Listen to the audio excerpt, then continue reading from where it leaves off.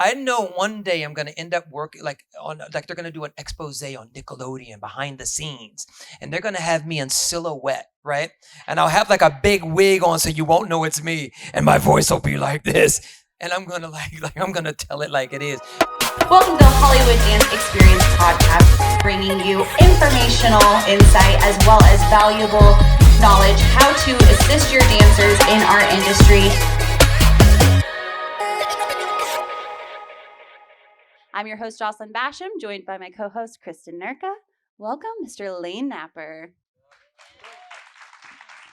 All right, by a show of hands, who knows who Lane Napper is? Okay, perfect. Oh, we love that. Okay, so without further ado, I'm going to hop right into the first question. Is that okay? Yeah, let's do it. All right. Lane, as a seasoned dance professional, what role do parents play in supporting their child's dance journey? And what are some key ways that the parents can contribute to their dancer's success? Okay. First of all, I'm excited to be here, honestly. I don't even know what to say. Hollywood Dance Experience is probably one of the best experiences because you get so much. I want to just start because I keep it real, okay, but I'm about to go real, okay? The role that I feel like parents play on their child's career, sometimes y'all are too much. And when I say that, I don't mean anybody in the room. Y'all are perfect. No, but sometimes what happens is you don't realize, and again, no one in this room, but it's been my experience when we're casting. I've done a lot of different things. I help cast Lion King. I do a lot of stuff with TV, film. Just I feel very blessed to be able to do what I do. But sometimes parents, y'all crack me up because of some of the things you do. I remember working on a TV show called All That a few years ago. It was on Nickelodeon. All That. And before this new kid who got hired even appeared on the set, we got a phone call in the casting office to watch out for the mom. I know. 2 weeks before. And it was like, watch out for the mom. We were like, okay, well, it couldn't be that bad. It was that bad. Came in and the director would be talking to the kid and being like, okay, here's what I need you to do. And I swear to you, the mom was behind the director going, no, don't do that. You do what I told you to do. Y'all have never seen anything like it.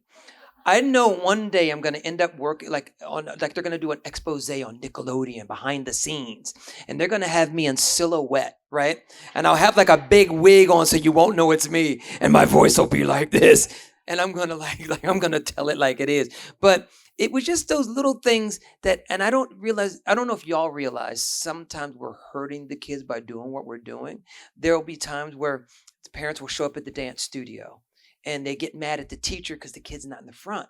But sometimes maybe the kid shouldn't be in the front, at that particular time. I feel like let the teachers teach, let the dancers dance, and then sometimes we just have to sit back and watch, But it happens. I'm just being real with y'all. That's just my experience. You ask, and I can get long winded sometimes, so just stop me.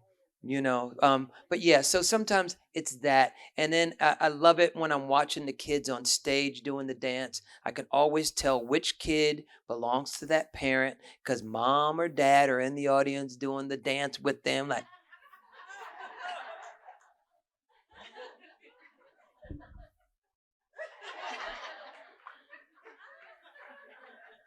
all of this. Sometimes the kids get ready to do an audition where they're supposed to be serious, but the parent will tell them, now you get out there and you smile, and I want you to be big and sparkle. But mom, it's a sad piece. I don't care. Smile. These pictures are for grandma. So I would just say, just let them do their thing. So the best role I feel like is just let them do it. Let the teachers do what they need to do and just step back. Sometimes it's not easy, but sometimes we just gotta, you go do your thing. I'm gonna just sit on my hands and not make a sound. That kind of thing. Cool. Absolutely. So, as a parent, then they're clearly that more emotional support. What are some ways that you've seen that have been really effective for young dancers coming up in the industry from that emotional support standpoint from their parents? Well, I think just the support of, first of all, God bless all of you. God bless you, because y'all don't realize you do realize it's another job for y'all. This isn't that easy, but you're playing the chauffeur, you're packing the shoes, you're carrying the bags, you're doing a lot of stuff in this industry. So I just think the support of just letting them know you're there. When we were doing iCarly, y'all seen that show, iCarly? Miranda, the star, Carly, we wouldn't even know her mother was on the set. She would be out there, but the mother would be over in the corner just so the daughter could know she was there. Sometimes she would go up in her dressing room, and in each dressing room, they have a monitor where the parent can be in that room and still watch what's going on stage. So the daughter just knew that mom was there at all times, that sort of thing. So just letting the kid know you're there and just kind of backing away instead of being in it. That kind of thing. I feel like that's the best emotional support, and let them know you got them. And y'all are so good with that. Y'all are really, really good with that. Some of y'all, though, got to let those kids carry their own dance bags. No, for real. Y'all have got like 20 bags, and one of them is their bag, and the kids walking with a slushy, you know. And I see y'all struggling with these bags, and I'm kind of like, what are you doing? And they're like, well, Boo Boo's been dancing all day. This is what Boo Boo wants to do. Give her that bag. So, do what you're doing, but let your kids carry their own dance bag. Yeah. So before they make it to the industry, starting back at the basics, when they're looking for a studio, if they want to put their kid into dance and really start, where should they look and what should they prioritize in selecting a studio or a mentor choreographer? Cool. I would say do research. Sometimes, okay, we're going to be real here. Sometimes you will pick a dance studio because it's convenient. It's like right there, which is cool. Maybe that's where they need to start. But then there's some that might be a half hour away, 45 minutes away. And then again, it's another job. Do you want to commit to that kind of job? So I would just say, I would do some shopping around. If this is something the kid really wants to excel in, maybe experiment a little bit before you sign up for what is it, competition teams and things like that. Just think about it, because I've had some people who live in Jersey. It takes them like an hour and a half to get into the city, but some of the parents take turns and get the kids into the city to take some New York classes with those dancers and things like that. So I would just say, do the research, figure it out, and ask around, just see what's out there, but don't just go to it, in my opinion, because it's like right next door. But that being said, maybe that's what you need just to get them to go on, to figure out where they want to go with all of this. So again, I would just sit down, have a conversation, and do the research. Yeah. As parents, they obviously work closely with the teachers, studio owners. Is there anything that stands out to you as that role as parents come? Is there something that, like a tip that you can give them that really fosters a positive and encouraging relationship between the parent and teacher? Okay. I'm going to be honest with y'all. That's what When we're I here see the for. parents coming, I go the other way. I'm just, whoops. No, because y'all shouldn't have had me do this podcast.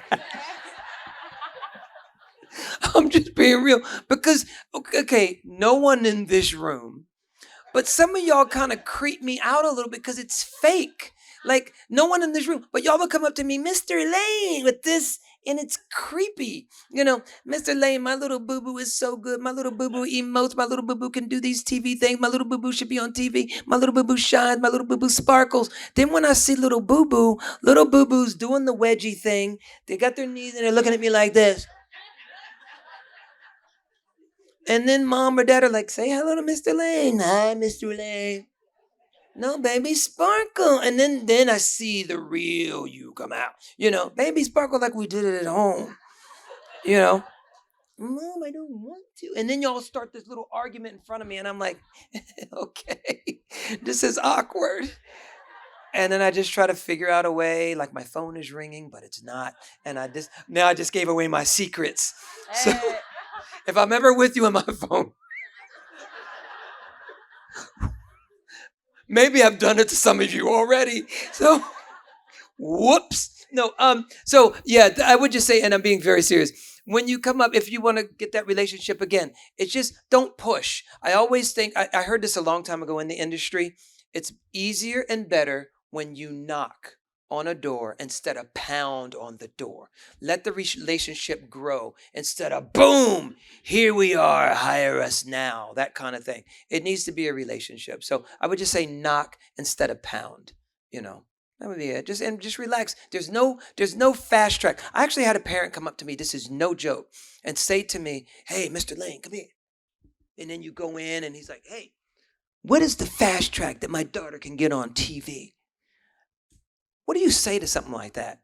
What do you say? It just takes time nurturing all of that stuff.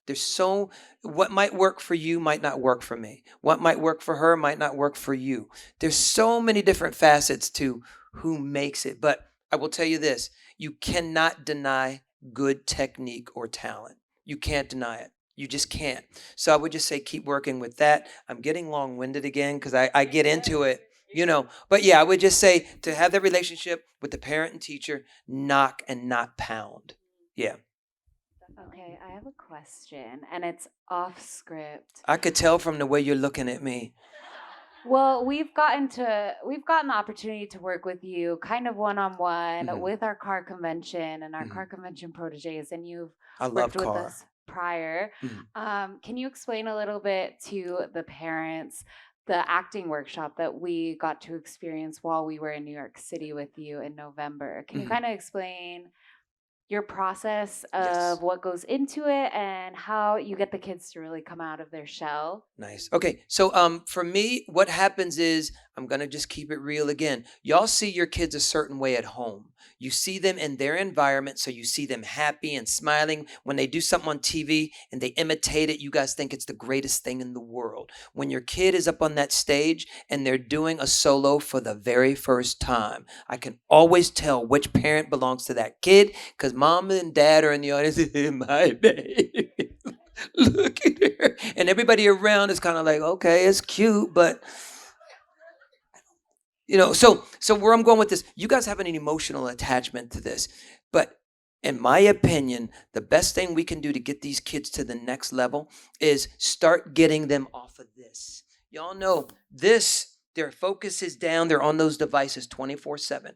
I say, put the devices down, get them to make eye contact with the person they're speaking to. Get them to articulate. Instead of being back here, I always teach my kids when you're here and you're going for an interview or you're meeting a potential agent or manager, you're not like this. I say sit on the edge of the chair, lead with your chest, let them know you're present and ready to go. That sort of thing. Girls have a tendency when they're meeting people for the first time, they sit in their hip like this. If they've got shirts on, like long sleeve, they cover up their hands and their forehead goes down.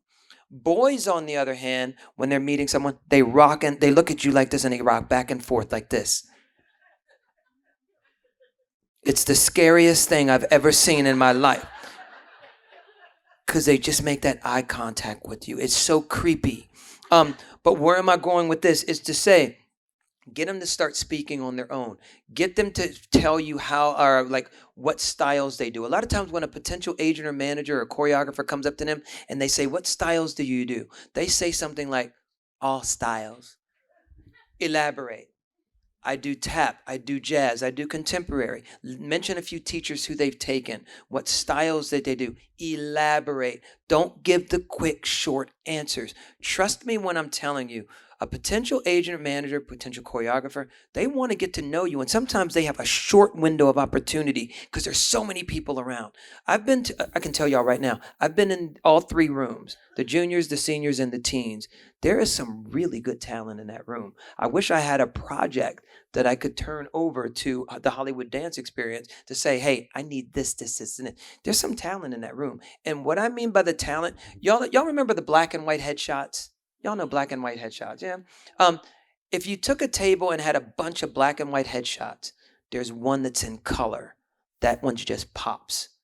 There's a few of those kids in there who just pop. They're just ready, present. It's not fake. It's just who they are. They're ready. They're making eye contact. They're just ready to go. I always tell the kids, don't be on your heels, be on the balls of the feet. That lets them know you're ready instead of this thing. Because y'all know when they get together with their friends, Sometimes they're like this the whole time, and you just want to strangle them because you know what they're capable of, and you're like, get away from that person, go out there and do it. Y'all know what I'm talking about, right? You've seen it. So where I'm going with this, as far as the workshops that I do, I try to get them to speak up, articulate, slow down.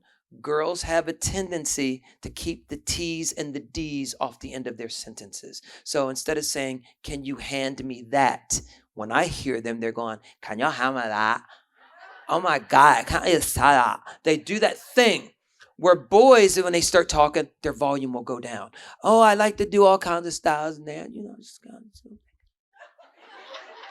You know what I mean? So we got to just get them to speak. So in my classes, I get them to go up. And don't be fooled. What drives me crazy is when the kids or the parents will make this excuse, and it's almost automatic.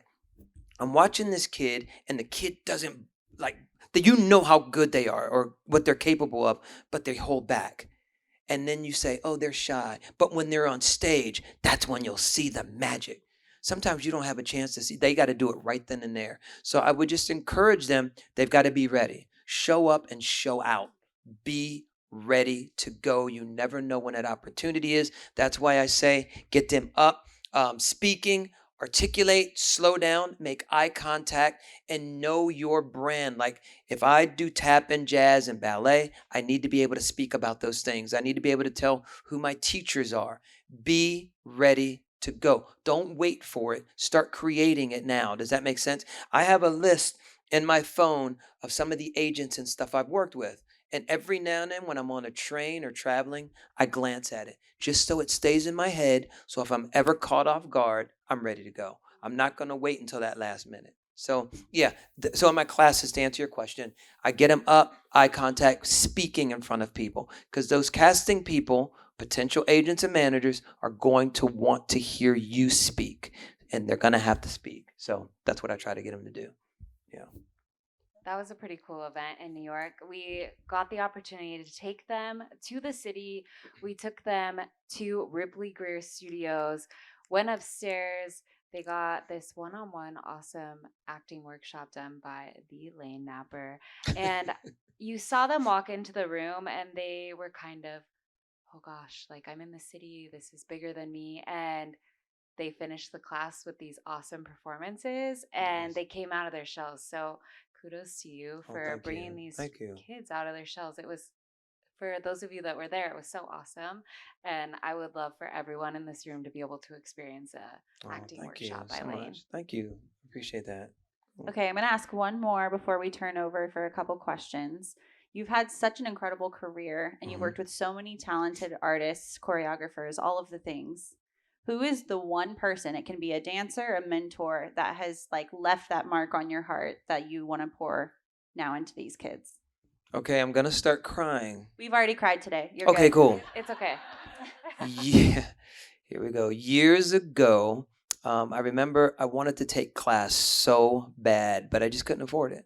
I was just starting out. People don't know I was working construction at the time when I started dancing. I started very late, but I wanted to do it. And there was this dance studio called Dance Etc. And there was a lady by the name of Ann Boyle who used to work there, or she still does. And I went in to see her and I said, hey, ma'am, I would like to start taking dance classes. She goes, well, I think you should. And I said, yeah, but I can't really afford it, but I'll do what I can. I will scrub your toilets. I'll clean your mirrors. I'll do whatever you need me to do just to be able to be here because I know this is a really good studio. And she, without batting an eye, she goes, you know what? Why don't you just go ahead and start taking class and we'll figure everything out later. And she didn't charge me a cent to do that. And so I will never forget that moment. So I try to, anytime I can help someone in this business, try to get to the next level. And sometimes I see it. Sometimes, certain people just can't afford certain things or something. I try to, pass that on. So just never let anything stop you. If there's something you want to do, just ask about it. So yeah, so for me right now, the thing that pops into my head is Ann Boyle. Yeah. I love that. Mm-hmm. Thank you for sharing that. Mm-hmm. Well, we'll go ahead and open up to the floor if you guys have any questions. Oh, good. No lies. Go ahead. When the dancers start out at a smaller studio, the students at close, when is the right time to take the next step to that bigger studio if they want to go farther? Okay. We can keep it real, right? We family now, right? Okay. That's a really big discussion that the family needs to have because I don't know if any of you are teachers, studio owners. I don't want to know, so don't tell me. But sometimes when you leave a studio, it can be a little hard sometimes because some of the kids get mad at you when you leave. Some of the parents get mad at you when you leave the studio. It could be a thing.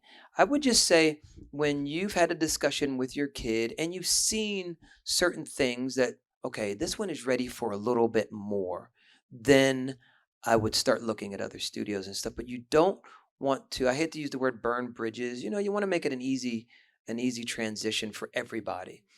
Sometimes I think maybe not signing up for competition teams right away, but I believe in them. I love them. I started with them. Competition teams are great.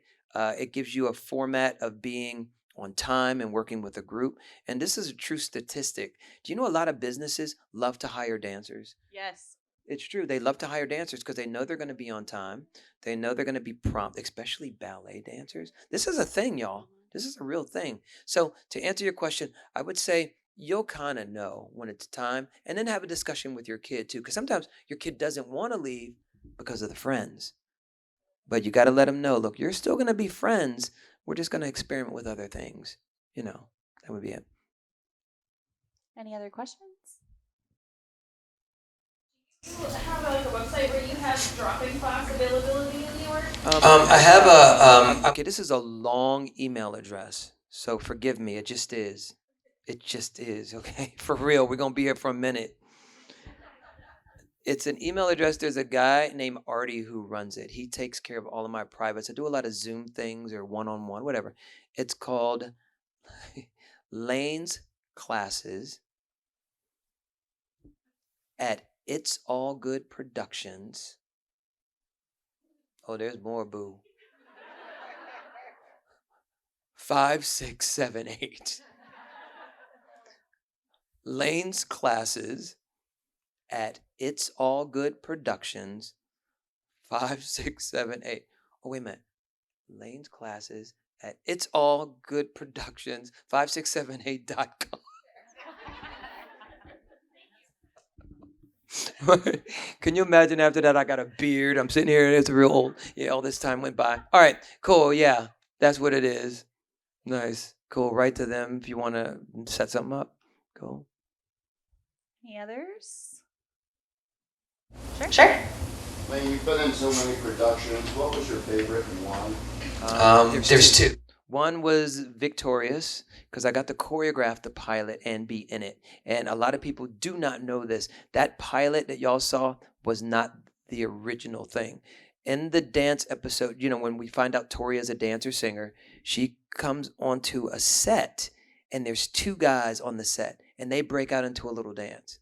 The network saw it. The network was like, no, we could never do this. We want like an MTV style dance. And then we reshot that whole piece. So it started out with just her and two guys. Between y'all, I've got the footage. No, I shoot everything. When I'm on a set, I shoot all the choreography. So if I ever have to go back to it, but I've got the actual footage from that episode. One day somebody's going to come to me and say, hey, do you have the footage? And I'll be like, yes, I do.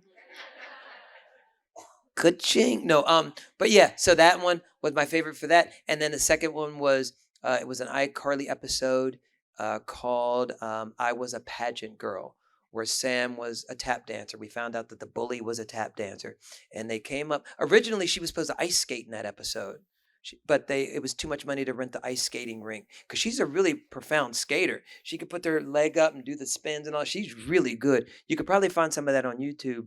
But at the last minute, the creator of the show asked me if I would do the dance. And I was like, oh, I don't want to do it. So I ended up choreographing and dancing in it. People don't know it was me because I had a hat and a coat on. But if you rewatch it, you're like, that was definitely him. So those would be the two favorites. Yeah. Cool. Amazing. Well, is there any upcoming projects that you want them to keep their eyes out for? Yes, I'm with an improv group called Pulling Focus Improv. We're starting to take it on the road. So far, we've sold out every single show.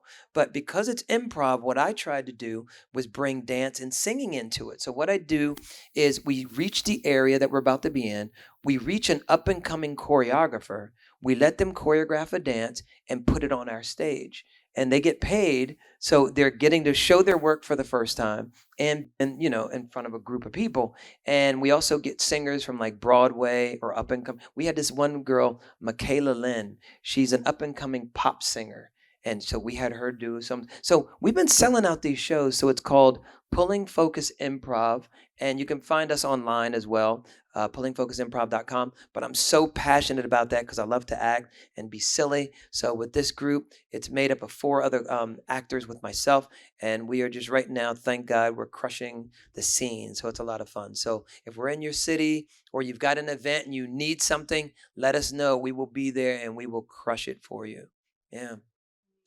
Cool. Well, thank you for joining us here at Hollywood Dance Experience. It's always a treat to get a Lane Napper exclusive interview and masterclass. So we thank you for being here.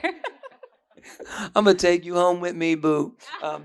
Yeah, I love hearing it. Keep going. No, I'm just kidding. All right. Thank Well, y'all thank you so much. Cool. Always a joy. Thank you all so much. And thank you all so much. And thank Hollywood Dance Experience. If any of the car people or any of the people from Hollywood Dance Experience told me to put a duck on my head, I would just put a duck on my head. Because they're never wrong. I'm always doing what they say. And they always bring the magic. So thank you all so for having me and for being here. Thank you so much.